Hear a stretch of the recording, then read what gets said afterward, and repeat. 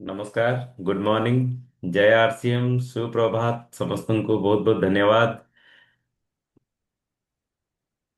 ସ୍ୱାସ୍ଥ୍ୟ କ୍ରାନ୍ତି ଅଭିଯାନରେ ଆମେମାନେ ଆଗକୁ ବଢି ଚାଲିଛେ। ତ ପ୍ରତ୍ୟେକ ଦିନ ଆମେ ନୂଆ ନୂଆ କଥା ଗୁରୁକୁଳରେ ଆମେ ଶିଖି ଚାଲିଛେ। ଆ, ତ ବାସ୍ ଗୋଟିଏ କଥା ଯେ ଆମେ କେବଳ ୟୁଟିଲାଇଜ କରିବା ଦରକାର। ଯାହା ଯାହା ଆମେ ଶିଖିଲେ ତାକୁ ୟୁଟିଲାଇଜ କରିବା ଦରକାର। ବହୁତ ବଡ଼ ବଡ଼ ବିଶେଷଜ୍ଞ ମାନେ ବି କହିଛନ୍ତି ଯେ ଯଦି କୌଣସି ଜିନିଷକୁ ଆମେ ଶିଖିଲେ ଆଉ ତାକୁ କରିବାନି ତାହେଲେ ନ ଶିଖିବା ସାଙ୍ଗରେ ସମାନ। ତ ଆମେ ସମୟ ଦଉଛେ, ଟାଇମ ପାସ୍ ନ କରିକି ଆମେ ସମୟ ଦଉଛେ, ତାକୁ ଆମେ ଶିଖୁଛେ, ତାକୁ ୟୁଟିଲାଇଜ କଲେ ଧୀରେ ଧୀରେ ଧୀରେ ଧୀରେ ତାଠୁ ବେଟର ରେଜଲ୍ଟ ବାହାରି ପାରିବ। ଜଳ ସଞ୍ଚୟ କେବଳ ଆସିଥିଲା ଯେ ପାଣିକୁ ସେଭ୍ କରିବା ପାଇଁ, ମାନେ ପାଣିକୁ ବଞ୍ଚେଇବା ପାଇଁ। ତ ପ୍ରାକ୍ଟିକାଲି ଯେତେବେଳେ ଦେଖା ହଉଛି ଯେ ଗୋଟେ ଗୋଟେ କେଜିରେ ଗୋଟେ 80,000 ପାଣି ଆପଣଙ୍କର ସେଭ୍ ହେଇଯାଇ ପାରୁଛି। ତାମାନେ ଦେଖନ୍ତୁ କେତେ ବଡ଼ କାମ ଆମେ କରିପାରୁଛେ। କେବଳ ସେଥିପାଇଁ ଆସିଥିଲା ପାଣିକୁ ବଞ୍ଚେଇବା ପାଇଁ, କିନ୍ତୁ ପ୍ରାକ୍ଟିକାଲି କରିବା ପରେ ଦେଖାଗଲା ଯେ ମାଟିକୁ ଉର୍ବର ତ କରୁଛି କରୁଛି ଆଉ ଅଧିକ ତ ଅମଳ ତ ଆଣୁଛି। ଯେତେବେଳେ ଗୋଟେ ଫସଲ ଉଠେଇ ସାରିଲା ପରେ ନେକ୍ସଟ ଫସଲ ଯେତେବେଳେ ଚାଷୀ ଯାଉଛନ୍ତି ଜମିକୁ ହଳ କରିବା ପାଇଁ, ଦେଖୁଛନ୍ତି ମାଟି କେତେ ହାଲକା ବି ହେଇଯାଉଛି, ଯୋଉଥିରେ କି ତାଙ୍କୁ ଚାଷ କରିବା ପାଇଁ ବି ସୁବିଧା ହେଇଯାଉଛି। ଆଉ ନର୍ମାଲି ତ ବର୍ତ୍ତମାନ ବଳଦ ଚାଷ କମିଗଲାଣି, କିନ୍ତୁ ଯୋଉଠି ବି ବଳଦ ଚାଷ ବି ହଉଛି ତ ସେ ବଳଦ ବି କେତେ ଆରାମ ପାଉଥିବ। ତ ସେ ବି କଥା। କିନ୍ତୁ କଥା ହଉଛି ଏଇଆ ଯେ ପ୍ରତ୍ୟେକ ଜିନିଷକୁ ଆମେ ଜାଣିକି, ଯଦି କାଲି ଆମେ ହରିତ ସଞ୍ଜୀବନୀ ବିଷୟରେ ଜାଣିଲେ, ଆଜି ଆମେ ଜଳ ସଞ୍ଚୟ ବିଷୟରେ ଜାଣିଲେ, ଯଦି ଆମେ ଯାହା ଜାଣିଛେ ଯଦି ଦୁନିଆକୁ ତାକୁ ଜଣେଇବାନି ତାହେଲେ ଦୁନିଆର ଉପକାର କଣ କଲେ? ତ ମନ ଭିତରେ ଗୋଟେ କ୍ୱେଶ୍ଚିନ୍ ଆସିବା ଦରକାର ଯେ ଦୁନିଆକୁ ଆସିଛେ ତ କିଛି କରିକି ଯିବା, ଲୋକଙ୍କ ପାଇଁ କିଛି ଉପକାର କରିକି ଯିବା। ତ ସେଥିଲାଗି ଆମେ ମ୍ୟାକ୍ସିମମ୍ ସାଥୀଙ୍କୁ ମ୍ୟାକ୍ସିମମ୍ ସାଥୀଙ୍କୁ ୟାକୁ ଜଣେଇବା ନିହାତି ଦରକାର। ଆଉ ଜଣେଇବା ପାଇଁ ତ ସରଳ ତରିକା ହଉଛି ଗୁରୁକୁଳ। ଗୁରୁକୁଳରେ ତ ସେମାନେ ଯାହା ଶିଖିଲେ, ଆମେ ଏଇ ଯୋଉ ଗୁରୁକୁଳ ଶାଖା କରୁଛୁ ପ୍ରତ୍ୟେକ ଦିନ ସମୟ ବି ଦଉଛେ, ପ୍ରତ୍ୟେକ ଦିନ ଆମେ କିଛି କିଛି ସାଥୀଙ୍କୁ ଜଣେଇଲେ ସେଠି ବି ବହୁତ ସାରା ସାଥୀ ଜାଣିଯିବେ। ତ ମୋ କଥା ମୋ ନିଜର ଲୋକମାନେ ଯୋଉଠି ନ ବୁଝିବେ, ସେଠି ଯେତେବେଳେ 5 ଜଣ ବସିକି ଗୋଟେ ଡିସ୍କସନ କରୁଥିବେ ତ ସେ ଲୋକ ସେ କଥା ବୁଝି ଯାଇପାରିବେ। ତ ସେଥିଲାଗି ପୁଣି ଥରେ ଆପଣମାନଙ୍କୁ ଅନୁରୋଧ ଯେ ଆପଣ ଟିମକୁ ଇନଭଲ୍ଭ କରନ୍ତୁ, ଗୁରୁକୁଳକୁ ଇନଭଲ୍ଭ କରନ୍ତୁ। ଗୁରୁକୁଳ ଶାଖାରେ ସମସ୍ତେ ବସିବା ଦ୍ୱାରା ସେମାନଙ୍କ ମନ ଭିତରେ ଟିମ୍ ସ୍ପିରିଟ୍ ହବ। ଆଉ ଗୋଟେ ବହୁତ ବଡ଼ କଥା ଯେ ଆପଣମାନେ ପ୍ରାକ୍ଟିକାଲି ଦେଖୁଥିବେ, ମାନେ ଇଏ ପ୍ରୁଫ୍ ଅଲରେଡି ହେଇଗଲା। ଗତ ମାସର କଥା ମୁଁ କହୁଛି, ଯୋଉ ସାଥୀମାନେ ରେଗୁଲାର ଗୁରୁକୁଳକୁ ଆସୁଛନ୍ତି, ଗୁରୁକୁଳ ଶାଖାରେ ଆମେ ଡିସ୍କସନ କରୁଛନ୍ତି, ସେଇମାନଙ୍କର ଗ୍ରୋଥ ବି ହେଇଛି, ସେମାନଙ୍କର ପିନ୍ ଚେଞ୍ଜ ବି ହେଇଛି, ସେମାନଙ୍କର ଯୋଉ ଆଶା ଯୋଉ ସ୍ୱପ୍ନ ଅଛି ସେମାନେ ପାଦେ ଆଗକୁ ବି ବଢି ପାରିଛନ୍ତି, ତାଙ୍କ ଟର୍ଣ୍ଣଓଭରରେ ଗ୍ରୋଥ ବି ହେଇଯାଇଛି। ତ ଇଏ ଗୋଟେ ବହୁତ ବଡ଼ କଥା। ତ ଇଏ ଯୋଉ ମିରାକିଲ ପ୍ରତ୍ୟେକ ଦିନ ସକାଳୁ ସକାଳୁ ଆସୁଛି, ଆମ ବିଚାର ଯୋଉ ଆସୁଛି, ଇଏ ବିଚାରକୁ ଆମେ କେବଳ ଆମେ କିମ୍ବା ଆମର କିଛି ଲୋକଙ୍କ ଭିତରେ ସୀମିତ ଯଦି ରଖିଦେବା ତାହେଲେ ଇଏ ବହୁତ ବଡ଼ କାମ ହବନି। ଆମକୁ ଆରସିଏମ ରୂପୀ ଗୋଟେ ବହୁତ ବଡ଼ ଅଭିଯାନ ଆମକୁ ମିଳିଛି। ପରମାତ୍ମାଙ୍କ କୃପାରୁ ଆମେ ବହୁତ ବଡ଼ ସେବା କରିବାର ଗୋଟେ ମୌକା ଆମକୁ ମିଳୁଛି, ସୁଯୋଗ ମିଳୁଛି। ତ ଆଜି ମୁଁ କହିବି ଯେ ଯୋଉମାନଙ୍କର ଚାଷ ସହିତ ଚାଷ ସମ୍ବନ୍ଧୀୟ ରିଲେଟେଡ ମାନେ ଉଁ, ସେଇ ରିଲେଟେଡ ଯୋଉମାନଙ୍କର କାମ ଅଛି ସେମାନଙ୍କର ଯଦି ଲିଷ୍ଟ କରିବା ଆଉ ସେମାନଙ୍କୁ ପର୍ସନାଲି ଫୋନ କରିବା, ଆଉ ମୁଁ ଗ୍ରୁପରେ ବି ପଠେଇ ଦେଇଛି ଜଳ ସଞ୍ଚୟର ପୋଷ୍ଟର, ଜଳ ସଞ୍ଚୟର ଗୀତ, ତାଙ୍କର ଭାବନାକୁ ପରିବର୍ତ୍ତନ କରିବା ପାଇଁ ଜଳ ସଞ୍ଚୟର ଭିଡ଼ିଓ, ଡେମୋ ଭିଡ଼ିଓ, ତାକୁ ଯଦି ଆମେ ପଠେଇବା ତ ତାଙ୍କଠୁ ଫିଡବ୍ୟାକ୍ ନିଶ୍ଚୟ ଆସିବ। ତାଙ୍କଠୁ ଫିଡବ୍ୟାକ୍ ଆସିବ କି ଆମକୁ ଏସବୁ ଜିନିଷ କୋଉଠୁ ମିଳିବ। ତ ଆମେ ବି ଫିଲ୍ଡରେ, ମୁଁ ବି ଆପଣଙ୍କ ସାଙ୍ଗରେ ରାଜି ଅଛି ଯେ ଆପଣଙ୍କ ସାଙ୍ଗରେ ଯାଇକି ଫିଲ୍ଡରେ ଡେମୋ ଦେଖେଇବି ବୋଲି ବି ରାଜି ଅଛି। ତ ଆପଣମାନେ ତାର ବି ପ୍ଲାନିଂ କରନ୍ତୁ। ଡେମୋ କିଟ୍ ଆକାଶ, ମୁଁ କାଲି ତ ଯାଉଛି ପାଟକୁରା ଯାଉଛି, ଡେମୋ କିଟ୍ ସାଙ୍ଗରେ ବି ନେଇକି ଯାଇଥିବି। ଯଦି କିଛି କୋଉଠି ସୁଯୋଗ ବି ମିଳେ ତାହେଲେ ଡେମୋ ବି ଆମେ ଦେଖେଇ ପାରିବା। ସବୁ କିଛି ହେଇଯାଇ ପାରିବ। ତ ଆମେ ସମସ୍ତଙ୍କର ତ ଆଜି ବିଚାର ଶୁଣିବା, ଆମେ କେତେ ମାତ୍ରାରେ ଆମେ ଆଗକୁ ବଢି ପାରିବା, କେତେ ମାତ୍ରାରେ ଲୋକଙ୍କର ଗୋଟେ ବହୁତ ବଡ କଥା କହିଲେ କି ସେବା ମନୋବୃତ୍ତିରେ ଯଦି ଆମେ ଯିବା ତାହେଲେ ବହୁତ ବଡ କାମ ହେଇଯାଇ ପାରିବ। ତ ଏକରେ ସେବା ମନୋବୃତ୍ତିରେ ଯିବା, ତ ଦୁଇରେ ବହୁତ ସାରା ଆଚ୍ଛା ସେବା କରିବା, ଜଣକୁ ସେବା କରିବା ଆଉ ଜଣଙ୍କର ସେବା କରିବାନି, ତ ଏଇଟା ଗୋଟେ ମାନେ ସଂକୁଚିତ ମନୋଭାବ ହେଇଯିବ। ତ ସେଥିଲାଗି ଆମକୁ ସେବା ମନୋବୃତ୍ତିରେ ଆମେ ଯିବା, ତ ବହୁତ ବଡ଼ କାମ ଆମେ କରିବା ପାଇଁ ଯୋଉ ମାଇଣ୍ଡ ମେକଅପ୍ କରିବା ତାର କାମ କରିପାରିବା। ତ ବହୁତ ସାରା କଥା ତ ଆମେ ଡିସ୍କସନ ହବା। ତ ସବୁଠୁ ପ୍ରଥମେ ସାର୍ କାଲି ଗୋଟେ ବହୁତ ବଡ଼ ଇମ୍ପୋର୍ଟାଣ୍ଟ କଥା କହୁଥିଲେ ଏଇ ରିଲେଟେଡ୍, ଯେଉଁଥିରେ କି ଆମର ଗ୍ରୋଥ ହବ, ସ୍ପେଶିଆଲି ଆମର ହିଁ ଗ୍ରୋଥ ହବ। ସେଥିଲାଗି ସାର୍ କହୁଥିଲେ, କାଲି ସମୟ ଟିକେ ଅଭାବ ହେଇଗଲା, ତ ଆଜି ସାର୍ଙ୍କଠୁ ଫାଷ୍ଟ ଶୁଣିବା, ତାପରେ ଆମେ ଆଗକୁ ବଢିବା। Sir welcome sir. ନମସ୍କାର ନମସ୍କାର, ଜୟ ଆରସିଏମ। ନମସ୍କାର ସାର୍, ନମସ୍କାର।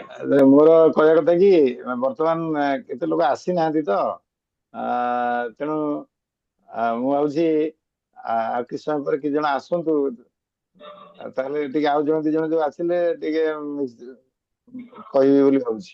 ଓକେ ଓକେ ଠିକ ଅଛି ସାର୍। ସାର୍ ସମୟଟା ସରିଯାଉଛି ତ ସେଥିଲାଗି ମୁଁ କହୁଥିଲି କେହି ତ ନାହାନ୍ତି ବର୍ତ୍ତମାନ। ଆ, ଆରତୀ ମ୍ୟାଡାମ ମଧ୍ୟ ନାହାନ୍ତି। ସାର୍ ଯିଏ ଆସିବା କଥା ତ ଆସିଯିବେ ଟାଇମରେ। ହୁଁ, ଠିକ ଅଛି। ବର୍ତ୍ତମାନ ଅଛନ୍ତି ଅମିୟ ବାବୁ ନାହାନ୍ତି। ଆଚ୍ଛା, ଆଜିର ଜଳ ସଞ୍ଚୟ ପ୍ରୋଗ୍ରାମ ତ ଆପଣ ମାନେ ସବୁ ଆଟେଣ୍ଡ କରିଥିଲେ। ତ ଆମର ଆରସିଏମ ରେ ସବୁ ୟୁନିକ୍ ପ୍ରଡକ୍ଟ ଗୋଟେ ଗୋଟେ ପ୍ରଡକ୍ଟ କୁ ମାନେ ଏତେ ବିପ୍ଳବ ଆଣୁଛି କହିବାର ନାହିଁ। ଜଳ ସଞ୍ଚୟ ଆମେ ଜାଣିନଥିଲେ ଜଳ ସଞ୍ଚୟ ଏମିତି କରାଯାଇପାରେ। ତାପରେ ହରିତ ସଞ୍ଜୀବନୀ ତ ମୂଳରୁ ତାର ଆଜି କେତେ ବର୍ଷ ହେଲାଣି ହରିତ ସଞ୍ଜୀବନୀର ଯୋଉ ପ୍ରକାର ଆମର ତା ୟୁଜ କରିବା ଦ୍ଵାରା ମାଟିର କଣ ଉପକାର, ଯେମିତିକା ଆମର ନ୍ୟୁଟ୍ରିଚାର୍ଜ ଯେମିତି ମଣିଷର ଶରୀର ପାଇଁ, ସେମିତିକା ହରିତ ସଞ୍ଜୀବନୀ ମାଟିର ଶରୀର ପାଇଁ। ହରିତ ସଞ୍ଜୀବନୀ ଏଇଭଳି ଗୋଟେ ନ୍ୟୁଟ୍ରିସନ ଫର ମାନେ ମାଟି ପାଇଁ। ତ ସେମିତି ଜଳ ସଞ୍ଚୟ, ସେମିତିକା ଆମର କିସୋଲ ପ୍ରଡକ୍ଟସ ସବୁ, ଗାମା ରିଜନାଲ, ନ୍ୟୁଟ୍ରିଚାର୍ଜ ପ୍ରଡକ୍ଟସ, ସବୁ ପ୍ରଡକ୍ଟସ ୟୁନିକ୍ ପ୍ରଡକ୍ଟସ। କିନ୍ତୁ କଥା ହଉଛି ଆମେ ସବୁ ପ୍ରଡକ୍ଟସ ବିଷୟରେ ଆମର ଆଇଡିଆ ତ ରହିବା ଦରକାର। ସବୁ ପ୍ରଡକ୍ଟ ବିଷୟରେ ଆଇଡିଆ ରହିବା ଦରକାର। ଗୋଟେ ଗୋଟେ ପ୍ରଡକ୍ଟ ଉପରେ ଆମେ ଯଦି ଏକ୍ସପର୍ଟ ହବା, ଆମକୁ ଯୋଉ ପ୍ରଡକ୍ଟଟା ଭଲ ଲାଗୁଛି ସେ ପ୍ରଡକ୍ଟ ଉପରେ ଆମେ ଏକ୍ସପର୍ଟ ହବା। ଆମକୁ ଭଲ ଲାଗୁଛି ମନେକର ନ୍ୟୁଟ୍ରିଚାର୍ଜ ଉପରେ ଆମେ ଏକ୍ସପର୍ଟ ହଉଛନ୍ତି, ନ୍ୟୁଟ୍ରିଚାର୍ଜ ଉପରେ ପୁରା ଏକ୍ସପର୍ଟ ହବା। ଆଉ ଅନ୍ୟାନ୍ୟ ପ୍ରଡକ୍ଟ ବିଷୟରେ ଓଭରଅଲ୍ ଆଇଡିଆ ରହିବା ଦରକାର। ତ ସେମିତିକା କିସୋଲ ଉପରେ ଯଦି ଏକ୍ସପର୍ଟ ହବାକୁ ଚାହିଁବା, କି ଜଳ ସଞ୍ଚୟ ଉପରେ ଆମେ ଏକ୍ସପର୍ଟ ହବା, ଗୋଟେ ପ୍ରଡକ୍ଟ ଉପରେ ଆମେ ଚାହିଁବା ଯେ ପୁରା ଏକ୍ସପର୍ଟ ହବା ସେ ଭିତରେ। ତ ସେଥିରେ ସେଇ ପ୍ରଡକ୍ଟରେ ଯେମିତି ନିଜର ଜ୍ଞାନ ବଢେଇବା ସହିତ ଆମେ କଣ କରିବା, ସେଇ ପ୍ରଡକ୍ଟର ଟ୍ରେନିଂ ଦବା। ଯାହା ଆମେ ସେଥିରେ ଏକ୍ସପର୍ଟ ହବା ମାନେ କଣ, ଅନ୍ୟମାନଙ୍କୁ ଟ୍ରେନିଂ ଦବା, ବୁଝେଇବା, ପ୍ରଚାର କରିବା, ପ୍ରସାର କରିବା। ଜଳ ସଞ୍ଚୟ ଉପରେ କାହାର ଜମି ଗାଁରେ ଜମିର ସମ୍ପର୍କ ଯାହାର ସବୁ ଅଛି, ଜମିବାଡିର ଆଉ ଚାଷୀ ମାନଙ୍କ ସହିତ ସମ୍ପର୍କ ଅଛି, ସେମାନେ ଜଳ ସଞ୍ଚୟ ହରିସଂଜୀବନୀ ଉପରେ ଏକ୍ସପର୍ଟ ହେଇପାରିବେ। ନ୍ୟୁଟ୍ରିଚାର୍ଜ ଉପରେ ସେମିତି ଏକ୍ସପର୍ଟ ହେଇପାରିବେ। ନ୍ୟୁଟ୍ରିଚାର୍ଜ ଏକ୍ସପର୍ଟ ହେଲେ ମାନେ ସେଇଭଳି ଭାବରେ ଟ୍ରେନିଂ ଦେବେ, ସେଇଭଳି ଭାବରେ ଲୋକଙ୍କ ସହିତ ମିଶିବେ, ଲୋକଙ୍କୁ ସବୁ ହେଲ୍ଥ କ୍ୟାମ୍ପ କରିବା, ଏ ସବୁ ସେଇ ସମ୍ବନ୍ଧୀୟ। ଆଉ ଅନ୍ୟାନ୍ୟ ପ୍ରଡକ୍ଟ ବିଷୟରେ ଓଭରଅଲ୍ ଆଇଡିଆ ଥିବା ଦରକାର। ଏହା ସହିତ ଆମର କଣ ହବ ନା, ସମସ୍ତଙ୍କୁ ଆମେ ଯେତେ ପାରିବା ଲୋକଙ୍କୁ ଏ ବିଷୟରେ କହିବା। ଏ ବିଷୟରେ ଯଦି ନ କହିବା, ପ୍ରତ୍ୟେକଟି ପ୍ରଡକ୍ଟ ବିଷୟରେ ଆମେ ଯୋଉ ପ୍ରଡକ୍ଟ ବିଷୟରେ ଓଭରଅଲ୍ ଆଇଡିଆ ଅଛି, କିଛିଟା ଆଇଡିଆ ଅଛି, ସେ ବିଷୟରେ ତ ସମସ୍ତଙ୍କୁ କହିବା। କହିବା ମାନେ କଣ, ଦେଖନ୍ତୁ ଆମର ସବୁର ଭିଡିଓ ରହିଛି, ସବୁର ଭିଡିଓ ଭର୍ତ୍ତିକି ରହିଛି ସବୁ ପ୍ରଡକ୍ଟ ଉପରେ। ତେଣୁ ସେ ପ୍ରଡକ୍ଟର ଗୋଟେ ପ୍ରଡକ୍ଟ ଉପରେ ଆମେ ପୁରା ମନ ପ୍ରାଣ ଦେଇକି ଫୋକସ କରିବା, ଆଉ ପ୍ରଡକ୍ଟ ଉପରେ ଆମର ଭିଡିଓ ଅଛି, ଆଇଡିଆ ରହିବା ଦରକାର। ତ ଆମେ ଭିଡିଓକୁ ୟୁଟିଲାଇଜ କରିକି ଅନ୍ୟକୁ ବୁଝେଇ ପାରିବା। ଭିଡିଓକୁ ୟୁଟିଲାଇଜ କରି ଅନ୍ୟକୁ ବୁଝେଇବା, ଖାଲି ଖାଲିଟାରେ ଆମେ ବୁଝେଇବାନି, ଭିଡିଓକୁ ୟୁଟିଲାଇଜ କରିବା। ଆମର ଯଦି ଲିଫଲେଟ, ଆମର ବ୍ରୋଚର, ଏସବୁ ଦ୍ଵାରା ଆମର ମାନେ ପ୍ରୋଜେକ୍ଟର ମାଧ୍ୟମରେ ଏସବୁ ମାଧ୍ୟମରେ ଲୋକଙ୍କୁ ବୁଝେଇବା, ଏଇଟା ହଉଛି ଆମର ପ୍ରଥମ କାମ। ଆମେ ଯଦି ଖାଲି ଖାଲିଟାରେ ମୁହଁରେ ମୁହଁରେ କହିବା ତାହେଲେ ଲୋକମାନଙ୍କ ଉପରେ ପ୍ରଭାବ ପଡିବନି। ତ ତେଣୁକରି ଆମର କିଛି ଗୋଟେ ପ୍ରଡକ୍ଟର ସବୁ ପ୍ରଡକ୍ଟ ବିଷୟରେ ନଲେଜ ଭର୍ତ୍ତି କରିବା ନିଜ ମୁଣ୍ଡରେ ରଖିବା ଦରକାର ନାହିଁ, ସବୁ ଭିଡିଓରେ ଅଛି। ତେଣୁ ଆଇଡିଆ ରହିବା ଦରକାର ଯେ ଭିଡିଓରେ ଏଇ ସବୁ ଅଛି, ଆମେ ଭିଡିଓଟା ବାହାର କରିଦେବା, ଲୋକଙ୍କୁ 5ଟା 10ଟା 2ଟା 4ଟା 5ଟା ସମୟ ଯେତିକି ପାରିବା ଆମେ ହୋମ ମିଟିଂ ରେ କାହା ଘରେ 2 ଜଣ ସହିତ 4 ଜଣ ସହିତ ଜଣଙ୍କ ସହିତ ମୋବାଇଲରେ ଜୁମ ରେ ଲୋକ ସମ୍ପର୍କ କରି ଲୋକଙ୍କୁ ଆମେ ଏଗୁଡା ସବୁ କହିବା। ଇଏ ଆମର ଯେତେ ଲୋକଙ୍କ ସହିତ ଏ ବିଷୟରେ ଡିସ୍କସନ କରିବା ସେତେ ଆମର ଇଏ ଅଭିଯାନର ଆମର ମାନେ ଉଦ୍ଦେଶ୍ୟ ପୂରଣ କରିବା। ଆମେ ଯଦି ଲୋକଙ୍କ ସହିତ କଥାବାର୍ତ୍ତା ନ କରିବା, ଆମେ ଯଦି ଏକୁଟିଆ ଆମେ ବସୁଛେ ଏକୁଟିଆ ବସୁଛେ, କେତେ ଏଇ ଆରତୀ ମ୍ୟାଡାମଙ୍କର 4-5 ଜଣ ଲିଡର ସାଙ୍ଗରେ ବସୁଛନ୍ତି, ଆଉ ପ୍ରାୟ ଜଣେ ଜଣେ ଏକୁଟିଆ ହିଁ ବସୁଛନ୍ତି। ତ ସେଥିରେ ଲାଭ ହଉଛି କଣ? କିଛି ଲାଭ ହଉଛି କଣ? ଏକୁଟିଆ ବସିଲେ ଲାଭ ନିଜର ଜ୍ଞାନ ଖାଲି ବଢୁଛି, ଜାଣୁଛେ କଣଟା ହଉଛି, ସେ ଜ୍ଞାନଟାକୁ ଯଦି ଆମେ ପ୍ରଚାର ନ କରିବା, ପ୍ରସାର ନ କରିବା, ଅନ୍ୟମାନେ ନ କହିବା, ତାହେଲେ କଣ ହବ? ମାଇଣ୍ଡ ଡିଷ୍ଟର୍ବ ହବନି? କାଲି ମୁଁ କହୁନଥିଲି ଯଦି ଆମେ କାହାକୁ ନ କହିବା ମାଇଣ୍ଡ ମୁଣ୍ଡ ପାଗଳ ହେଇଯିବ। ଏତେ କଥା ମୁଣ୍ଡ ଭିତରେ ପୁରେଇକିରି କଣ ହବ କହୁନାହାନ୍ତି? ଏକୁଟିଆ ବସିକିରି ଗୋଟେ ଜ୍ଞାନ ହେଇଗଲା, କଣଟା ହେଇଗଲା ଯଦି ସେଇଟା 5 ଲୋକଙ୍କୁ ନ କହିବା? ଏଇ ହଉଛି କଥା। ତ କାଲି ଆରତୀ ମ୍ୟାଡାମ କହିଲେ ସେ ଜାଲ ପକେଇବା ସବୁ ମାଛ ପଡିବେ, ଏଇ ସବୁ କଥା କହୁଥିଲେ, ଯାହାଦ୍ୱାରା କି ମାନେ ଆମ ଜାଲ ପକେଇବା ମାନେ ଲୋକଙ୍କୁ ଖାଲି ଆମେ ସଂଗ୍ରହ କରିବା, ଲୋକଙ୍କ ପାଖରେ ପହଞ୍ଚିବା, ଏଇ ହଉଛି କଥା।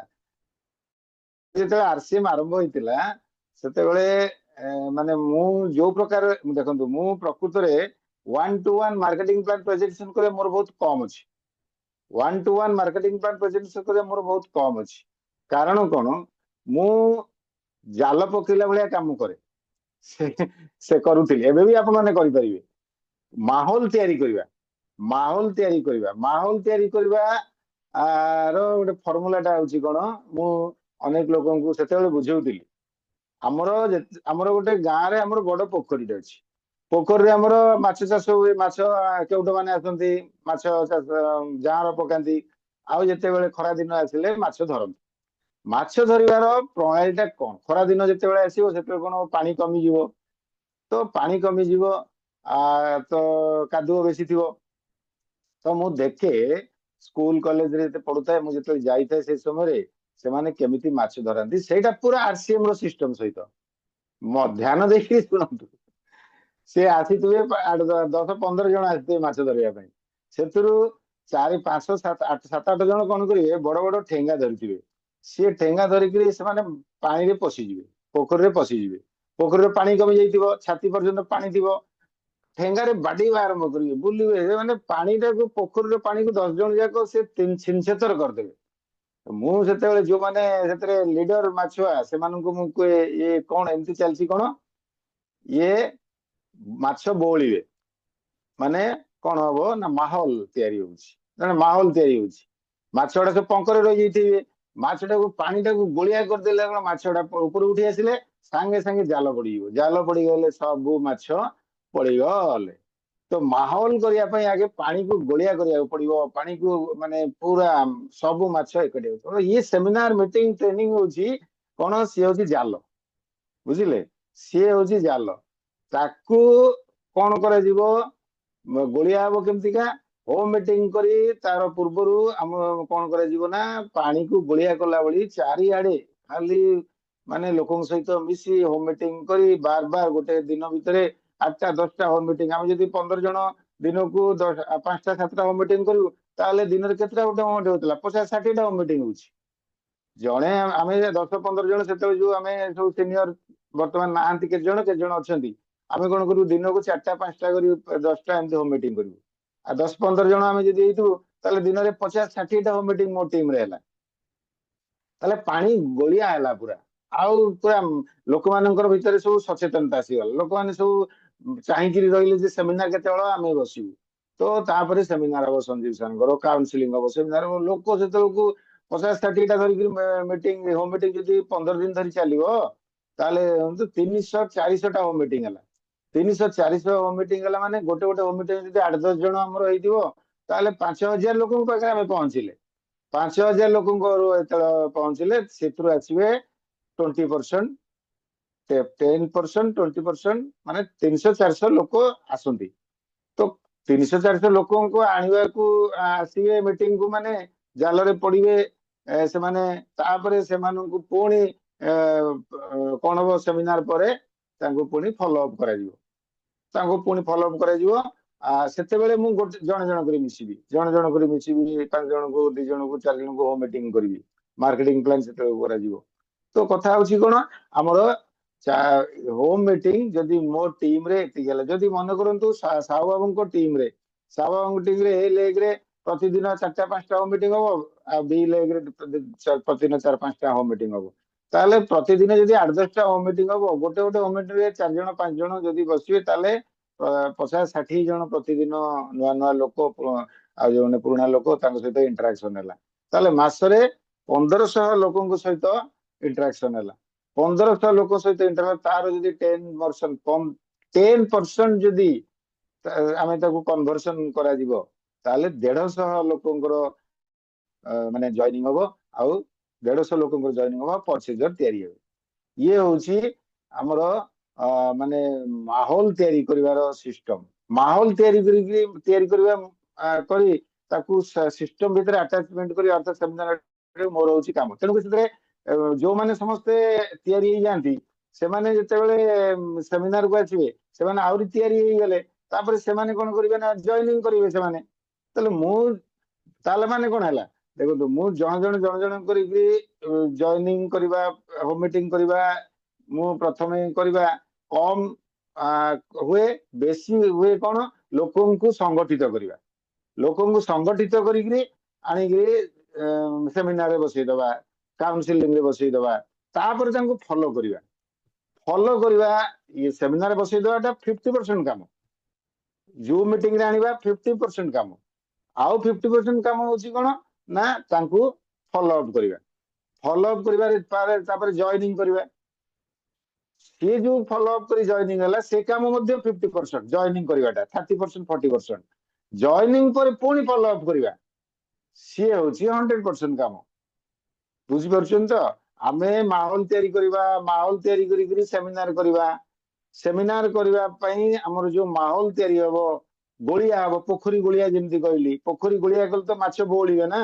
ଆଉ ଚାରିଆଡେ ଯଦି ପ୍ରଚାର କରିବା, ପ୍ରଚାର ପ୍ରମୋସନ, ପାଣି ଗୋଳିଆ ହବ କେମିତିକା, ଯେମିତିକା ପାଣି ଭିତରେ ପଶିକିରି ବାଡି ହେଇକିରି ସବୁ ଉପରକୁ ଉଠିଲେ, ସବୁ ପ୍ରମୋସନ ଟା କଣ ହବ, ପ୍ରଚାର କରିବା। କେତେ ହୋମ ମିଟିଂ କରିବା, ତାର ପ୍ରଚାର ହବ। ଆମର ହ୍ୱାଟ୍ସଆପ ରେ ପ୍ରଚାର ହବ। ଆମର ହ୍ୱାଟ୍ସଆପ ରେ, ଆପଣମାନେ ହ୍ୱାଟ୍ସଆପ ରେ ବି ପ୍ରମୋସନ କରୁନାହାନ୍ତି ନା, ପ୍ରୋଗ୍ରାମ କୁ ପ୍ରମୋସନ କରୁଛନ୍ତି ନା, ମୁଁ କହିକି 3 ମାସରେ ନା, ଆମର ଏଇ ଯୋଉ ପ୍ରୋଗ୍ରାମ ଟା ହଉଛି ଶାଖା ହଉଛି, ତାର ବି ପ୍ରମୋସନ କରୁନାହାନ୍ତି। ଆପଣ ମାନେ ଏଇ ଗୁରୁକୁଳରେ ମଧ୍ୟ ହ୍ୱାଟ୍ସଆପ ରେ ପ୍ରମୋସନ କରୁନାହାନ୍ତି। କୌଣସି ମିଟିଂ ହେଲା, ତାର ମଧ୍ୟ ପ୍ରମୋସନ କରୁନାହାନ୍ତି। ଫଟୋ ଉଠେଇବା, ଆମର ଏଗୁଡା ସବୁ କରୁଥିଲୁ, କିନ୍ତୁ ଆପଣ ମାନେ କିଛି କରୁନାହାନ୍ତି।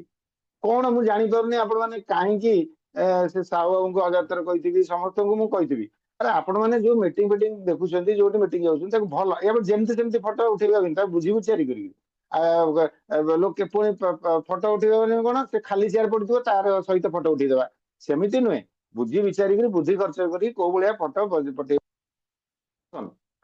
ପ୍ରମୋସନ ଯଦି ହଉଛି ପାଣିକୁ ଗୋଳିଆ କରିବା, ପ୍ରମୋସନ ହେଲେ ଲୋକେ ସଜାଗ ହେବେ, ତାଙ୍କୁ ସେମିନାର ଭିତରେ ଭର୍ତ୍ତି କରିବା, ତାଙ୍କୁ ଫଲୋ ଅପ୍ କରିବା। ଫଲୋ ଅପ୍ କରିଲେ ତାପରେ ସେମାନେ ଜଏନିଂ ହେବେ, ପରଚେଜର ହେବେ। ତାପରେ ତାଙ୍କୁ ପୁଣି ଫଲୋ ଅପ୍ କରିବା, ସେମାନେ କାମ କରିବେ। ଜଏନିଂ କରିଦେଇକିରି ଛାଡିଦବା, ତାହେଲେ ସିଏ ସଞ୍ଜୀବ ଜୀ କହନ୍ତି, ତାକୁ ଆମେ ମର୍ଡର କରିଦେଲେ। ଜଏନିଂ କରିଦେଇ ଛାଡିଦବା। ଜଏନିଂ କଲା ପରେ ସିଏ କେମିତି ଅଭ୍ୟସ୍ତ ହବ, ପରଚେଜର କଲା ପରେ ସିଏ କେମିତି ଅଭ୍ୟସ୍ତ ହବ, 2-3 ମାସ, 90 ଦିନ ମିନିମମ୍, 3 ମାସ ତା ପଛରେ ଲାଗିବାକୁ ପଡିବ, ଯାହା ସହିତ ତିଆରି ହେଇଯିବ। ଇଏ ଗଲା ଗୋଟେ କଥା। ଦ୍ୱିତୀୟ କଥା ହଉଛି କଣ, ପ୍ରଡକ୍ଟ କୁ ଯଦି ପର୍ସନାଲି ଆମେ ପ୍ରଡକ୍ଟ ବିଷୟରେ ଏତେ ନଲେଜ ଆସୁଛି, ତା ମାନେ କଣ, ପ୍ରଡକ୍ଟ କୁ ଆମେ ଯଦି ପର୍ସନାଲି ବିକ୍ରି କରିବା ପାଇଁ ଆମର ଜ୍ଞାନ ଟାକୁ ଲଗେଇବା, ସେଥିରେ କିଛି ଲାଭ ନାହିଁ। ସେଥିରେ ହେଇକିରି ଡାଇମଣ୍ଡ କ୍ଲବ ଟା ହବା। ଡାଇମଣ୍ଡ କ୍ଲବ ଟାର ଉଦ୍ଦେଶ୍ୟ କଣ, ଡାଇମଣ୍ଡ କ୍ଲବ ର ଉଦ୍ଦେଶ୍ୟ ଯେ ବ୍ୟକ୍ତିଗତ ଭାବେ ମୋର ସେଥିରେ କିଛି ପଇସା ପାଇବି, ମୁଁ ସେଥିରେ କେଉଁଠି, ସେଇଟା ବଡ କଥା ନୁହେଁ। ଡାଇମଣ୍ଡ କ୍ଲବ କରିବା ଉଦ୍ଦେଶ୍ୟ, ମୋତେ ଦେଖିକିରି ମୋର ଏ ଲେଗ ରେ, ବି ଲେଗ ରେ କେମିତି 50 ଜଣ ଡାଇମଣ୍ଡ କ୍ଲବ କରିବେ, ଇଏ ହଉଛି ଏକ୍ସାମ୍ପଲ। ନିଜେ ଡାଇମଣ୍ଡ କ୍ଲବ କରିବାଟା ଏକ୍ସାମ୍ପଲ। ଆଉ ନିଜେ ଡାଇମଣ୍ଡ କ୍ଲବ ଯଦି ଆଉ କାହାକୁ ଡାଇମଣ୍ଡ କ୍ଲବ କରି ନ ପାରିବା ତାହେଲେ ଡାଇମଣ୍ଡ କ୍ଲବ କରି କଣ ନିଜେ ପରଚେଜ କଲେ ନିଜ ଘରେ ଖାଇଲେ ସିଏ ଅଲଗା କଥା। ଡାଇମଣ୍ଡ କ୍ଲବ କରିବାର ବଡ କାମ ହଉଛି କଣ, ଅନ୍ୟକୁ ଦେଖେଇବା, ଦେଖ ମୁଁ ଡାଇମଣ୍ଡ କ୍ଲବ କରୁଛି, ଦେଖ ତମେ ତମେ ବି କର, ଏଇ ହଉଛି। ତେଣୁ ନିଜେ ପରଚେଜ କଲେ ବଡ ବିଜନେସ କଣ କିଛି ହବାର ନାହିଁ, ସେମିତି ନିଜେ ପରଚେଜ କରିକିରି ନିଜେ ଖାଇକିରି ନିଜେ ସୁସ୍ଥ ରହିବେ। କିନ୍ତୁ ପ୍ରକୃତରେ ପ୍ରଡକ୍ଟ ଗୋଟେ ମାଧ୍ୟମ, ପ୍ରଡକ୍ଟ ଗୋଟେ ମାଧ୍ୟମ ଆପଣଙ୍କର ଲକ୍ଷ୍ୟରେ ପହଞ୍ଚିବା ପାଇଁ। ଆପଣ ଭୁବନେଶ୍ୱରରୁ ଦିଲ୍ଲୀ ଯିବେ, ଭୁବନେଶ୍ୱରରୁ ଦିଲ୍ଲୀ ଯିବା ଆମର ଲକ୍ଷ୍ୟ ହେଲା ଦିଲ୍ଲୀରେ ପହଞ୍ଚିବା, ତ ଆମର ମାଧ୍ୟମ ହଉଛି ଟ୍ରେନ। ତେଣୁକରି ପ୍ରଡକ୍ଟ ହଉଛି ଆମର ମାଧ୍ୟମ, ପ୍ରଡକ୍ଟ ଆମର ମାଧ୍ୟମ। କିନ୍ତୁ ଆମର ଇଞ୍ଜିନ ହଉଛି କଣ, ଇଞ୍ଜିନ ହଉଛି ଆମର ମାନେ କେମିତି ଭାବରେ ଆମେ ତାକୁ କାମରେ ଲଗେଇବା, କେମିତି ଭାବରେ ନିଜ ଭିତରେ ସଂକୋଚ ଦୂର କରିବା, କେମିତି ଡର ଦୂର କରିବା, କେମିତି ଆଳସ୍ୟ ଦୂର କରିବା, କେମିତି ଭାବରେ କମ୍ଫର୍ଟ ଜୋନରୁ ବାହାରିବା, ଏଗୁଡା ହଉଛି ଆମ ଭିତର ଇଞ୍ଜିନ ସେଗୁଡା। ଆଉ ପ୍ରଡକ୍ଟ ମାଧ୍ୟମ, ପ୍ରଡକ୍ଟ ନିଜେ ନିଜେ ଚାଲିବ କି, ଟ୍ରେନ ଟା କଣ ନିଜେ ନିଜେ ଚାଲିବ କି ଯଦି ଇଞ୍ଜିନ ନ ଲାଗି ଯଦି ଡ୍ରାଇଭର ନ ବସିବେ। ତେଣୁ ମାଧ୍ୟମ ହଉଛି ପ୍ରଡକ୍ଟ। ଆଉ ଆମକୁ ଆମର ଫାଇନାନ୍ସିଆଲ ଫ୍ରିଡମ ହଉ, ସ୍ୱାସ୍ଥ୍ୟ କ୍ରାନ୍ତି ହଉ, ଆମର ସବୁ ପ୍ରକାରର ଯୋଉ ଆମେ ପାଇବା ତାର ପ୍ରଡକ୍ଟ ମାଧ୍ୟମରେ ଆମେ ପହଞ୍ଚିବା। କିନ୍ତୁ ପ୍ରଡକ୍ଟକୁ ଚଳିବ କିଏ, ପ୍ରଡକ୍ଟକୁ ଚଳିବ ଆମେ ନିଜେ। ଆମର ମନୋବୃତ୍ତି, ଆମର ମାଇଣ୍ଡ ସେଟ, ଆମର ଆଟିଚ୍ୟୁଡ, ଆମର ଆଳସ୍ୟ ଆମକୁ ଅଟକେଇ ଦବ, ଆମର ସଂକୋଚ ଭାବ ଆମକୁ ଅଟକେଇ ଦବ, ଆମର ଡର ଆମକୁ ଅଟକେଇ ଦବ, ଆମେ ଲୋକଙ୍କୁ କଥା କହିବାକୁ ଆମର ସତ୍ସାହସ ହବନି, ଆମର ଲୋକଙ୍କ ସହିତ କଥା କହିଲା ଆମକୁ ଖରାପ ଲାଗୁଛି, ସେ କହିଲେ କଣ ଖରାପ ପାଇବ ସେ।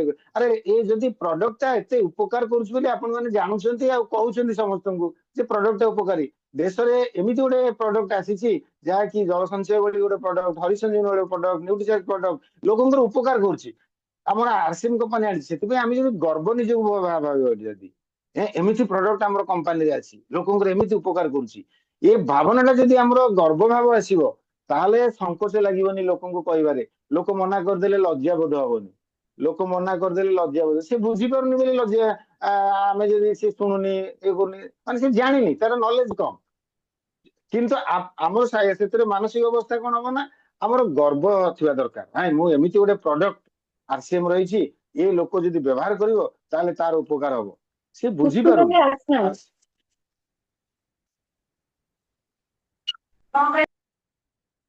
ହ୍ୟାଲୋ, କି କଣ କହୁଛନ୍ତି କି? ନାଇଁ ସାର୍, କୁହନ୍ତୁ ସାର୍। ତ ଏଇ ହଉଛି କଥା। ତ ଆପଣ ମାନେ ମୋର ଏତେ ସମୟ ଧରି କହିଲି, ତେଣୁ ମୁଁ ଭାବୁଛି ଆପଣ ମାନେ କିଛିଟା ବୁଝିପାରୁଥିବେ। ପ୍ରଥମ କଥା ହେଲା ଆପଣ ମାନେ ପାଣି ଗୋଳି କରିବା, ଏଥିରେ ମାଛ ଧରିବା କଥା ଯେମିତି ହେଲା, ସେମିତି ମୋମେଣ୍ଟମ ତିଆରି କରନ୍ତୁ, ପ୍ରମୋସନ କରନ୍ତୁ, ହୋମ ମିଟିଂ କରନ୍ତୁ, ଲୋକଙ୍କୁ ପୁରା ସଚେତନ କରାନ୍ତୁ, ସବୁବେଳେ ଗୋଟେ ମାନେ ହୋ ହା ଧୋଦା ବିନ୍ଦାସ ମତନ କରନ୍ତୁ, ପ୍ରଚାର କରନ୍ତୁ, ନିଜର ଗର୍ବ ଅନୁଭବ କରନ୍ତୁ, କରିକି ପ୍ରଚାର କରନ୍ତୁ। ତାପରେ ଦେଖିବେ ଗୋଟେ ଏମିତି ମାହୋଲ ତିଆରି ହବ, ଲୋକଙ୍କର ଆପଣଙ୍କର ଗୋଟେ ଆଟ୍ରାକ୍ସନ ଆସିଯିବ, ଆକର୍ଷଣ ଶକ୍ତି ଆସିଯିବ, ଲୋକେ ଆପଣଙ୍କର କାର୍ଯ୍ୟକଳାପ ଦେଖିକି ଆକର୍ଷଣ ହେବେ। ଆପଣ ଯେତେ ଭଲ ଭଲ କଥା କହନ୍ତୁ, ଆପଣଙ୍କର ଯୋଉଟା ଯୋଉଠି କାର୍ଯ୍ୟକଳାପ ଦେଖିକି ଲୋକଙ୍କର ଆଟ୍ରାକ୍ସନ ଆସିଯିବ। ତାପରେ କଣ ହବ ନା, ଆପଣଙ୍କ ମିଟିଂ ରେ, ସେମିନାର ରେ, ଟ୍ରେନିଂ ରେ ଆପଣ କହିଲେ ଲୋକ ଆସିବେ। ଲୋକ ଆସୁନାହାନ୍ତି କାହିଁକି, ଆମ ଭିତରେ ତାଙ୍କର ଲୋକମାନେ ଆଟ୍ରାକ୍ସନ ପାଉନାହାନ୍ତି, ଆକର୍ଷଣ ପାଉନାହାନ୍ତି। ଆମେ ଲୋକଙ୍କୁ କହିଲେ ଲୋକ ଆପଣଙ୍କ କଥା ଆମ କଥା, ସେତେବେଳେ କିଛି ନଥିଲା ଲୋକ ଆମ କଥା ଶୁଣୁଥିଲେ, କହନ୍ତୁ ଗୋଟେ ଚିନ୍ତା କଲେ, ସେତେବେଳେ କିଛି ନଥିଲା ଲୋକ ଆମ କଥା ଶୁଣୁଥିଲେ, ଏଥିରେ ସବୁ ଅଛି, ଲୋକ ଆପଣଙ୍କ କଥା ଶୁଣୁନାହାନ୍ତି ଆଉ ଯୋଉ ମିଟିଂରେ ଆସୁନାହାନ୍ତି କାହିଁକି କୁହନ୍ତୁ? କାରଣ ଆମେ ଆକର୍ଷଣ ଶକ୍ତି ନିଜ ଭିତରେ ଡେଭଲପମେଣ୍ଟ କରିପାରୁନେ। ଆକର୍ଷଣ ଶକ୍ତି ଡେଭଲପମେଣ୍ଟ ହବ କେମିତିକା, ସେମିତି ଆମର ଫିଜିକାଲ ଆକ୍ଟିଭିଟି, ସେମିତି ଆମର ମେଣ୍ଟାଲ ଆଟିଚ୍ୟୁଡ, ସେମିତି ଲୋକଙ୍କ ସାଙ୍ଗେ ମିଶିବା, ପ୍ରତ୍ୟେକ ଲୋକ ସାଙ୍ଗେ ମିଶି ସେମିତି ଏକ୍ସାଇଟେଡ କରିବା। ଲୋକମାନେ କଣ କହୁଛନ୍ତି, ସେ କଣ ଭାବୁଛନ୍ତି, କଣ ସେଗୁଡା ଚିନ୍ତା ନକରି ତାଙ୍କୁ କହିଚାଲିବା, କହିଚାଲିବା। ସେ 5ଟା ଲୋକ ଆପଣ ଆମର କିଣୁଛନ୍ତି, ସେ 5ଟା ଲୋକରୁ 2ଟା ଲୋକ କିଣିବା ବନ୍ଦ କରିଦେଲେ ଆମର ବିଜନେସ କମିଗଲା। ଆମେ 5ଟା ଲୋକକୁ 2ଟା ଲୋକକୁ ଡାକିଲେ, 3-4ଟା ଲୋକକୁ ଡାକିଲେ, ସେ 2ଟା ଲୋକକୁ ସେମାନେ ଆସିଲେନି, 3-4ଟା ଲୋକରୁ 2ଟା ଲୋକ ଆସିଲେନି, ତ ଆମର ମିଟିଂକୁ କେହି ଆସିଲେନି। ମୁଁ ସେକୁ କହିଲି, ସେ ତ ଏଇ କଥା କହିଲା। ଆରେ ସେଇ ଗୋଟିଏ ଯୋଡ଼ିଏ 3ଟି ଲୋକଙ୍କୁ ଆମେ ପରଚେଜ କରିବା, ଆଉ ସେଇ ଗୋଟିଏ ଯୋଡ଼ିଏ 3ଟି ଲୋକଙ୍କୁ ଆମେ ମିଟିଂକୁ ଡାକିବା। ଏଇ ଯୋଉ ସବୁ ଆମର ଭିତରେ ସୀମିତ ଭାବ ରହିଯାଇଛି, ଆମର ମନଟା ଛୋଟ ହେଇଯାଇଛି, ଆମର କାର୍ଯ୍ୟକଳାପ ଛୋଟ ହେଇଯାଇଛି, ଲୋକଙ୍କର ଆକର୍ଷଣ ହଉନି ଆମ ପ୍ରତି, ଆମ ପ୍ରତି ଲୋକଙ୍କର ଆକର୍ଷଣ ହଉନି। ଆମେ ଯଦି 50 ଲୋକଙ୍କୁ କହିଚାଲିବା, ଯୋଉ ଲୋକଙ୍କୁ କହୁଛି ଯିଏ ଶୁଣୁନି, ସିଏ ଯେତେବେଳେ ଶୁଣିବ ଆରେ ଇଏ କଣ 20 ଲୋକଙ୍କୁ କହିଚାଲିଛି, ଏତେ ଲୋକଙ୍କୁ ଡାକୁଛି, ସିଏ ମନକୁ ମନ ଆସିବ। ଏଇଗୁଟା ଆମର ଅନୁଭୂତିରୁ କହୁଛି। ଆଉ ଆମେ ଯଦି 5ଟି ଲୋକଙ୍କୁ ପରଚେଜର କରେଇଥିବା, ସିଏ ଆଜି ବିଜନେସ କାହିଁ କମିଗଲା, ମୁଁ କାହା ସାଙ୍ଗେ କଥାବାର୍ତ୍ତା କରୁଥିଲି ଯେ ଆପଣଙ୍କର ବିଜନେସ ଟା କାହିଁ କମିଗଲା ଆର ମାସରେ। ନା ଆଜ୍ଞା ସେଇ 4 ଜଣ ଏଇ ଯୋଉ ସିଏ କିଣୁଥିଲା ସିଏ ଅଳ୍ପ କିଣିଲା, ସେ କିଣିବା ବନ୍ଦ କରିଦେଲା। ଏ 3-4 ଜଣ ଲୋକଙ୍କ କଥା କହିଲା। ଆରେ ଆମର ଭାଗ୍ୟଟା କଣ, ଆମର ରୟାଲିଟି ଟେକ୍ନିକାଲ କଣ ସେ 3-4ଟା ଲୋକଙ୍କର କାର୍ଯ୍ୟକଳାପ ଉପରେ ନିର୍ଭର କରୁଛି? ସେ 3-4ଟା ଲୋକ କିଣିବା ବନ୍ଦ କରିଦେଲେ ଆମର ରୟାଲିଟି ସେଇଠି ତାଙ୍କରି ଉପରେ ନିର୍ଭର କରୁଛି। ଆମର ମିଟିଂ କୁ ଆପଣ କାହିଁ ଲୋକ ଆସିଲେ ନା, ତାକୁ କହିଲି ତାର କଣ ବାହାଘର ସେ ଚାଲିଗଲା, ତାକୁ କହିଲି ତାର କଣ ଏଥିରେ ଚାଲିଗଲା। ଏ 3-4ଟା ଲୋକ ଉପରେ ଆମର ମିଟିଂ ରେ ଲୋକଙ୍କୁ ଡାକିବାଟା ନିର୍ଭର କରୁଛି, ଆଉ ସେଇଥିରେ ଆମର ରୟାଲିଟି ଟେକ୍ନିକାଲ ନିର୍ଭର କରୁଛି। ଇଏ ଏଠି ହଉଛି କଣ ମାନେ ନମ୍ବରସ ଗେମ୍, ନମ୍ବରର ଖେଳ। କେତେ ଲୋକଙ୍କୁ ଆମେ କହିପାରୁଛେ, କେତେ ଲୋକଙ୍କୁ ଆମେ ପରଚେଜର କରିପାରୁଛେ, କେତେ ଲୋକଙ୍କୁ ଆମେ ମିଟିଂକୁ ଡାକି ପାରୁଛେ। ଆମେ ଗୋଟେ ଯୋଡେ 3ଟା ଲୋକଙ୍କ ଉପରେ ନିର୍ଭର କରି ରହିଯାଉଛେ।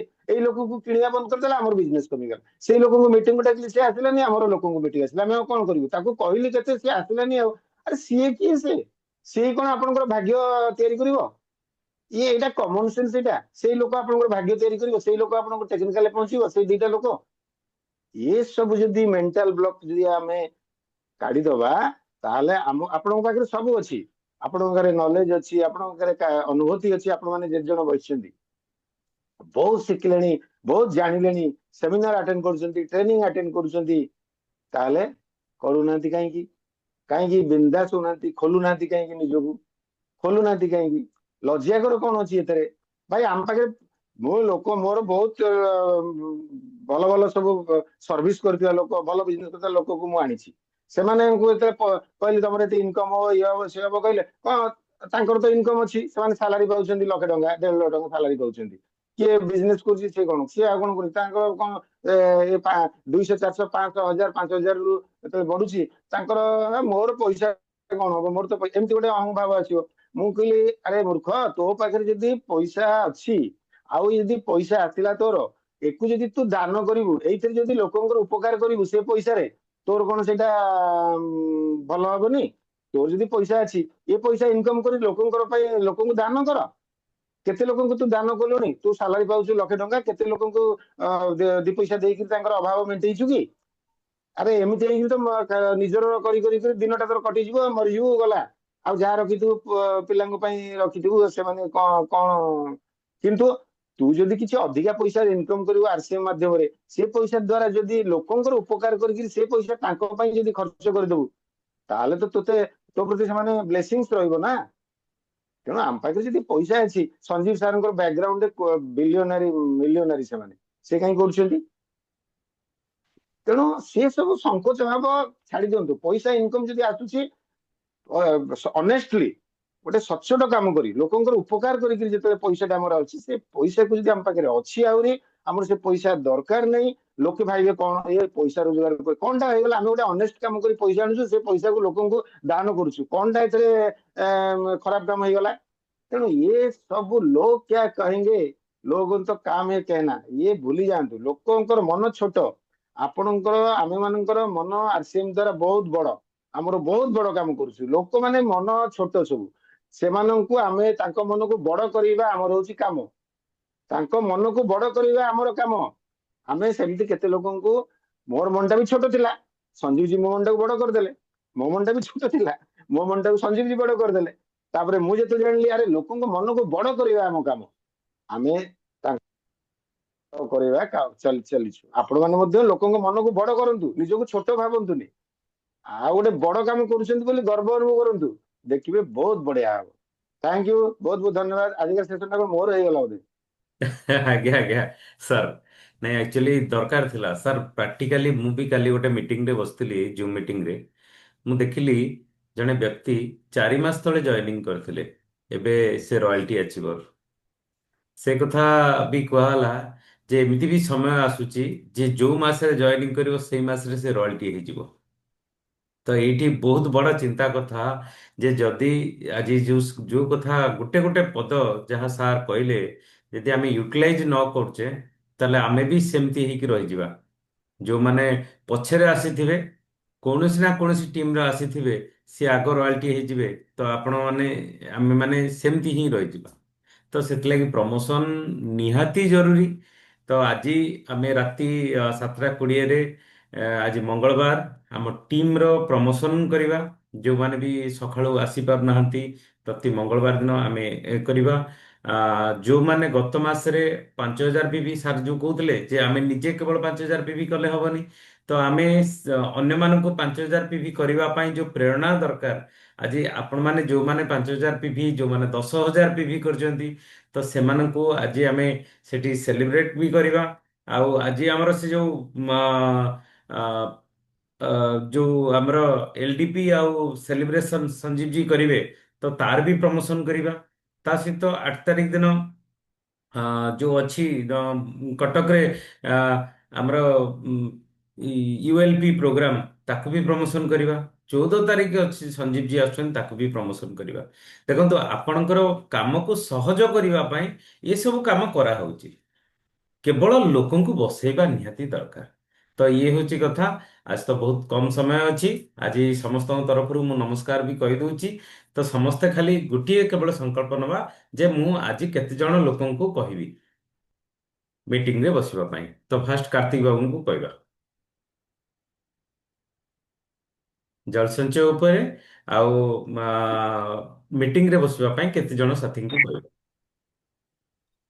ସାର୍ ନମସ୍କାର, ଜୟ ସିଂ। ସାର୍ 7-8 ଜଣ ଲୋକଙ୍କୁ କହିବି ମିଟିଂରେ ବସିବା ପାଇଁ 7ଟା 20ରେ। ଆଚ୍ଛା, ଆପଣଙ୍କ ମାଧ୍ୟମରେ ଆଉ କେତେ ଜଣ, ଆପଣଙ୍କ ଟିମରେ ବି ସେମିତି? ମାନେ ସାର୍ଙ୍କ କହିବା କଥା କଣ, ଆମେ ଡାଇରେକ୍ଟ ଯେତିକି ଜଣ କହୁଛେ, ତ ଆମ ଟିମରେ କେତେ କେତେ ଜଣଙ୍କ ଦ୍ୱାରା ଆମେ କହିବା। ତାମାନେ ଆମେ ଯଦି 7 ଜଣଙ୍କୁ କହିବା, ଟିମରେ 10 ଜଣ ଅଛନ୍ତି, ସମସ୍ତେ 7 ଜଣଙ୍କୁ କହିଲେ ତାହେଲେ 70 ଜଣ ଲୋକ ଆପଣଙ୍କର ଆଜି ବସିପାରିବେ। ଆଜ୍ଞା। ଇଏ ହଉଛି କଥା। ଓକେ, ବହୁତ ବଢିଆ। ତ ସେ ମୁଁ ଆଜି ଫାଷ୍ଟ ଟାଇମ ପାଇଁ ପ୍ରଭାତ ବାବୁ ବୋଧେ ଆସିଛନ୍ତି। ପ୍ରଭାତ ବାବୁ ଅନମ୍ୟୁଟ କରନ୍ତୁ। ତାଙ୍କ ମିସେସ୍ ବସିଛନ୍ତି। ଆଚ୍ଛା ଆଚ୍ଛା, ନାଇଁ ତାଙ୍କର ଭିଡିଓ ବି ଖୋଲା ଥିଲା, ଦେଖା ହଉଥିଲା। ଓକେ, ଆଚ୍ଛା ଆଚ୍ଛା। ଠିକ ଅଛି। ହଉ ସା ଭାଇ କୁହନ୍ତୁ।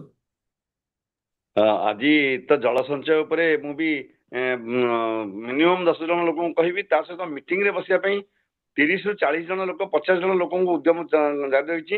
ଏବେ ବି ସକାଳେ ଆଜି ବି କହି ଚାଲିଛି, କାରଣ କାଲି ରାତିରୁ 7ଟା 20 ମିଟିଂ ପାଇଁ ପ୍ରମୋସନ କରିଚାଲିଛି। ଏବେ ବି ନିକଟରେ ଆରତୀ ମ୍ୟାଡାମ ବି, ଆରତୀ ବେହେରା, ସିଏ ବି କାଲି ରାତିରେ କଥା ହେଇଥିଲେ, ଆଉ ବସି ପାରିନାହାନ୍ତି। 7ଟା 20ରେ ସେ ନିଶ୍ଚିତ ବସିବେ କହିଛନ୍ତି। ତେଣୁ ତାଙ୍କ ମାଧ୍ୟମରେ ବି 10 ଜଣ ଲୋକଙ୍କୁ, 20 ଜଣ ଲୋକଙ୍କୁ ସିଏ ବି କହିବେ। Over to Satyadev. Okay, thank you. Promotion କରିବା ନିହାତି ଜରୁରୀ। ମିନତି ମ୍ୟାଡାମ କୁହନ୍ତୁ। ହଁ ସାର୍ ନମସ୍କାର। ଜଳ ସଞ୍ଚୟ ତ ମୁଁ ବ୍ୟବହାର କରିନି, ତ ଏଟା ଶୁଣିଲେଣି 2 ଦିନ ହେଲା, ତ ଶୁଣିପାରିନି କିଛି, ମିଟିଂରେ ବ୍ୟସ୍ତ ରହିଯାଇଥିଲି। ଆଉ ସେଟା କେମିତି କଣ ହବ ମୁଁ ଟିକେ ଇଏ କରି ତାପରେ ଅନ୍ୟମାନଙ୍କୁ ଜଣେଇବି। କହିଛି ଜଳ ସଞ୍ଚୟ ଗୋଟେ ମାନେ ଅଛି ଆଜି ଚାଷ। ଆଜି ଗ୍ରୁପରେ, ଆଜି ମୁଁ ଗ୍ରୁପରେ ପଠେଇ ହଁ ଦେଇଛି। ତ ସେ ଗ୍ରୁପରେ ଭଲ ଭାବରେ ଦେଖି ଦିଅନ୍ତୁ। ମୁଁ ଆପଣଙ୍କୁ ଡିଟେଲ୍ସ କହିଦେବି, ମତେ ଫୋନ କରିଦେବେ, ହଉ କହିଦେବି। ଠିକ ତ ଅଛି, ଆଜି ହଉ କେତେ ପ୍ରମୋସନ କରିବା ଆମେ ଜାଣିବା ତ ଠିକ ଅଛି, କେତେ ଜଣଙ୍କୁ ଜଣେଇବା? ଜଣେଇବା। ମୁଁ ଏଇଠି ଝିଅରେ ରହିଛି, ଫୋନ କରିକି ଯାହାକୁ ସବୁ କହିବି ଆଉ। ହଁ, ଫୋନ କରିକି ହଁ କହିବେ। ଆଜି ଆଜି ସନ୍ଧ୍ୟା 7ଟା 20ରେ ମିଟିଂ ଅଛି। ହଁ ସାର୍ କେବଳ ଆପଣମାନଙ୍କର ବସିବି, ପ୍ରମୋସନ ବି ସକାଳୁ ହବ। ଟିକେ ଟାଇମ୍, ସାର୍ ସକାଳୁ ଟିକେ ଟାଇମ୍ ହଉନି। ଝିଅକୁ ଦିଲ୍ଲୀ ଯିବାର ଥିଲା, ମୁଁ ଏଇଥିପାଇଁ କେବଳ ଗଲିନି, ମୋର ଅସୁବିଧା ହେଇଯିବ ବୋଲି ସେଥିପାଇଁ ଗଲିନି। ସେ 2 ଝିଅ ଗଲେ, ମୁଁ ବହୁତ ବ୍ୟସ୍ତ ଭିତରେ ସବୁ ଆଜି ଯୋଉ ରହିଛି ମୁଁ। ସନ୍ଧ୍ୟା 7ଟା 20ରେ ଯୋଉ ମିଟିଂ ଅଛି, ତାକୁ ଆମେ ପ୍ରମୋସନ କରିବା। ହଁ ଆମ ସାର୍ ଟିମରେ 7ଟା ସମସ୍ତଙ୍କୁ 20ରେ ବସେଇବା। ମୁଁ ଆଜି ସମସ୍ତଙ୍କୁ ସନ୍ଧ୍ୟା, କହିବି। ହଁ ହଁ ହଁ ସମସ୍ତଙ୍କୁ କହିବେ। ମୁଁ ଗ୍ରୁପରେ ଲିଙ୍କ ହଁ ପଠେଇଦେବି। ତ ସମସ୍ତଙ୍କୁ ଆପଣ ପ୍ରମୋସନ ହଁ କରିବେ, ସାର୍ ତାକି ସାର୍ ଆପଣଙ୍କ ଠିକ୍ ଅଛି। ପ୍ରମୋସନ ମୁଁ ହଁ କରିବି। ଆପଣ ଲୋକଙ୍କ ପ୍ରମୋସନ କରନ୍ତୁ, ମୁଁ ଆପଣଙ୍କ ପ୍ରମୋସନ କରିବି।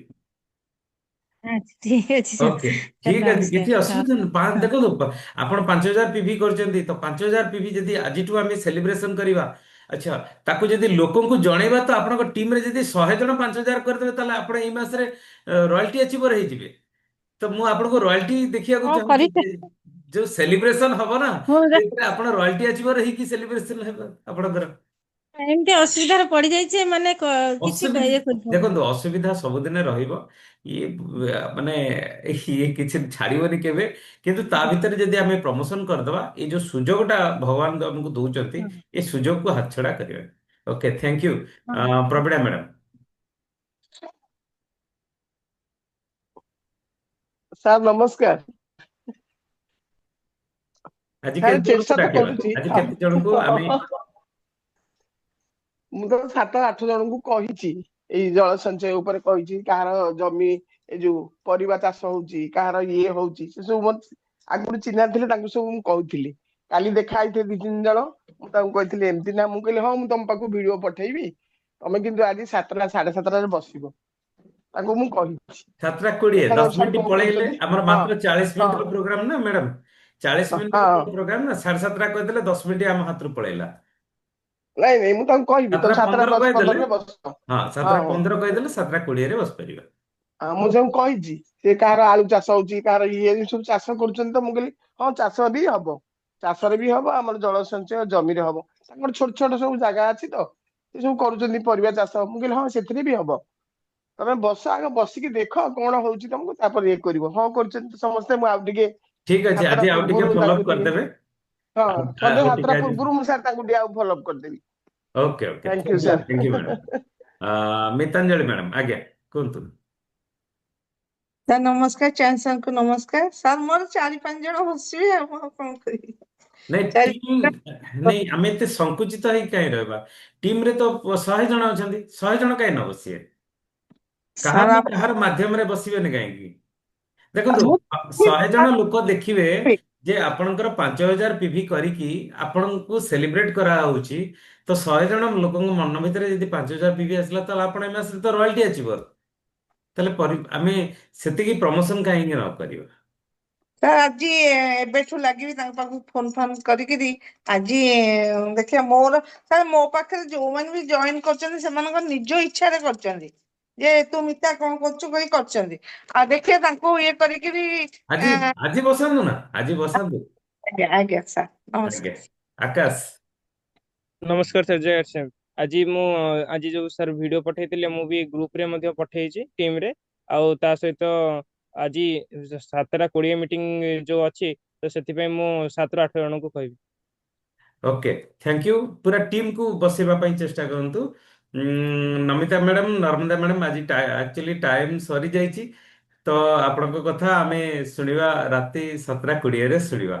ଓକେ, ବହୁତ ବହୁତ ଧନ୍ୟବାଦ ଆପଣମାନଙ୍କୁ ସମସ୍ତଙ୍କୁ। ନମସ୍କାର, ଜୟ ଜୟ ଜୟ ଶ୍ରୀ ଜୟ ଜୟ ସିଂ, ଶ୍ୟାମ, ଜୟ ଶ୍ୟାମ, ଜୟ ଜୟ ଶ୍ୟାମ। ସିଂ, ସାର୍ ସାର୍ ଜୟ ଶ୍ୟାମ। ନମସ୍କାର।